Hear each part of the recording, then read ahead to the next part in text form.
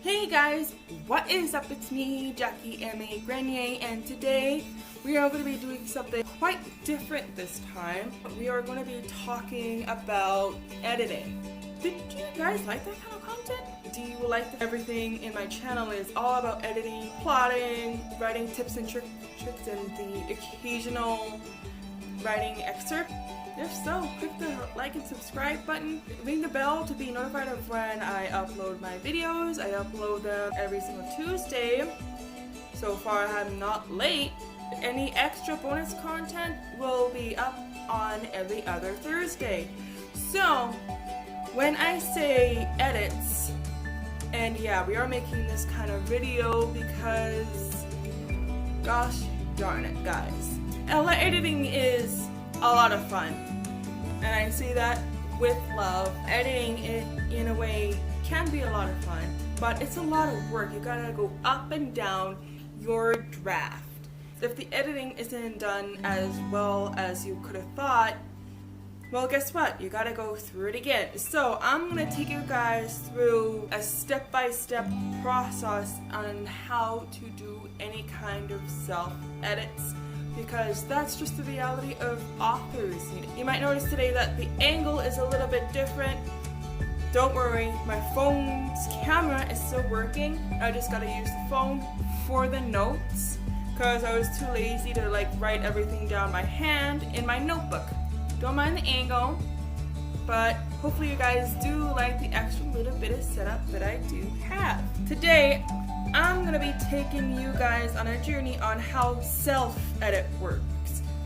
You know, the editing that you have to do before you hand in your manuscript to your editor, your copy editor, all those guys. Now this is my process. Every process is different. Some people can make an excellent, beautiful first draft, but those are basically unicorns, and those guys are basically one of the more experienced ones. So you can take this piece of advice with a grain of salt, but I personally think that until you find 0 reasons to edit your book, like you go through it 4 or 5 consecutive times every other 2, waiting the 2-week mark, that's when it's time to hand it in to the editor. You go through the first draft and look for any plot holes and parts you actually want to keep in your book.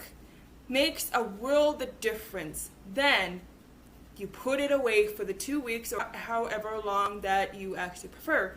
Then go back and do the actual grammar and spelling mistakes. You guys may recognize the plot holes and parts because that is developmental editing. That's when you go through your book and you see any kind of plot holes that you yourself can spot. And then you go through the grammar and spelling mistakes and such, and then you leave it however long you need. Go back and do the line editing. Now this is where we are getting into slightly more complicated territory, so pay attention.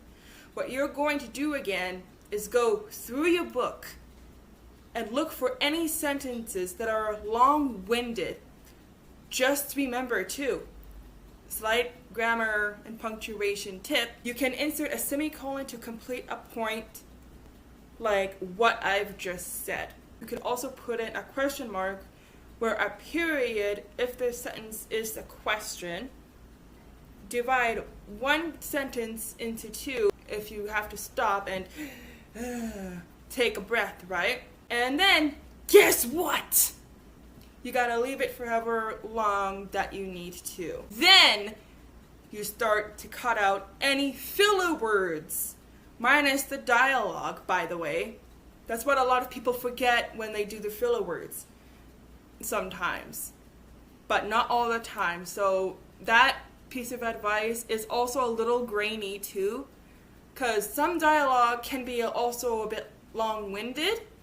So sometimes you gotta really take the dialogue and just shorten that as well, but only if the dialogue is long-winded. Just only trim the dialogue just a tad or a bit, because we do talk like that in real life, unfortunately, because life is actually great that way. So the words you are looking for are adverbs. So words that end with ly. Trust. The point is stronger without those words. Other words like that, just, like. But of course, take this again with a grain of salt. Don't erase all those words. Some sentences do actually need those words. If you feel like that the sentence need those words, say it out loud. And then delete the word and then say that sentence aloud without the word. If it just sounds overall cleaner, forget about the filler word, leave the sentence as is, and then move on. Just go through the sentences all together and just like compare the words. Will sound a lot cleaner. Because keep in mind too, filler words take up, unfortunately, 15% of your entire unfinished document. Because that's always freaking fun. And yes, 15% is a big number, because 15% is at least 4,000, maybe more words with all your filler words. And that's not even including the filler phrases. Then you put it away, rinse and repeat a few more times, 4 to 10 more times, just to make sure that like you have everything. Make sure you got like you're all cut up with the line editing, developmental editing, filler words editing, stuff like that, right? And then finally you are going to print it out. Now, this part you don't have to do, but I find it easiest when you print it out, all their entire manuscript, all of it, on printing paper, taking a red and blue pen and going through it, chapter by chapter, and looking at it as a reader. Whatever mistakes you might have made that you've missed, mark it with the red pen. If you really like an area or a chapter or a paragraph in a chapter, mark it with a blue pen, so that way if it does look to you, you can move right on. And then when you're done, guess what? You're gonna leave that sucker for however long you need again.